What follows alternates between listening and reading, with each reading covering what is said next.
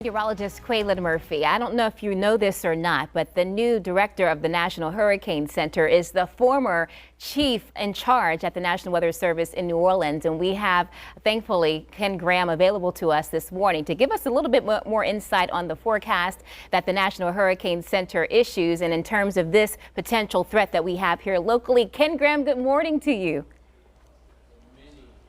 Good morning, Quaylin. It's so nice to see you. You guys are busy down there as we are, and you're familiar, of course, with our area so much. Let's talk about some of the concerns that we have here locally. You're familiar with, of course, the water. We live with water here in the New Orleans area, so really difficult and really the impacts that we're looking part of for in terms of this system. Let's talk about that rainfall.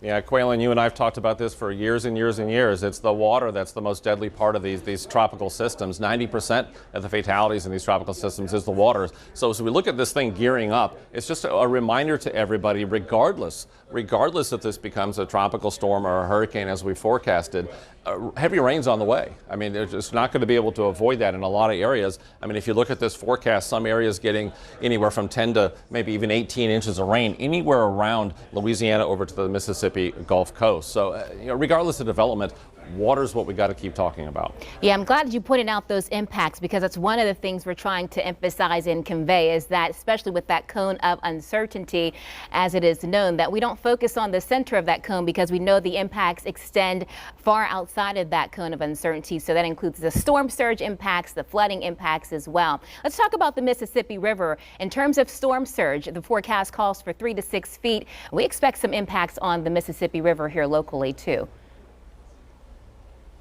Yeah, we're looking at that. We're looking at that storm surge watch that we have for much of the Louisiana coast. And as a result, we're getting Carrollton gauge going up to 20 feet. And we're really looking at how much surge is right at the mouth of the Mississippi River for impacts on that gauge. So right now is the most important thing, Quaylin, is for everyone to listen to the local officials. I mean, the impacts around Plaquemines Parish along the river are already known. I mean, these are the type of things that we got to pay attention to. And again, it's about that water. So if the forecast changes, again, we'll be contacting those local officials. We'll be doing interviews like this. We'll get the word out real quick, but pay attention. We can't anchor.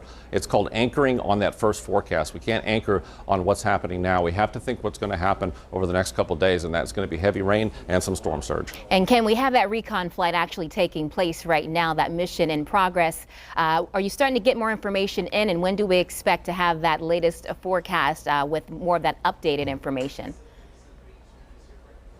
Yeah, we got one plane in there now. The NOAA hurricane hunters are out there now with the P3 coming out of Lakeland, Florida, located here. So they've flown out. They're seeing some winds, not really quite to the depression stage yet, but it's getting closer and closer and closer. And out of Keesler Air Force Base, the hurricane hunters from the Air Force are on their way right now, a short trip out of Keesler down into this system. So we're going to have planes in there most of the day. We're going to be looking for that center. We're going to get updates as we get it straight from the plane. They're actually running back and forth behind me from the coordination area from the hurricane hunters back over to the specialists issuing the forecast. So I'm seeing running back and forth in the corner of my eye as they're looking at the plane data. So we're going to update people as soon as we get the information. Well, Ken, we thank you. We send you love from here in New Orleans, of course, and we are confident with you at the helm that we will make sure that we're safe and provided with the most accurate information. Thank you for the work you do, you and your staff, and we'll be in touch, of course, throughout the day today.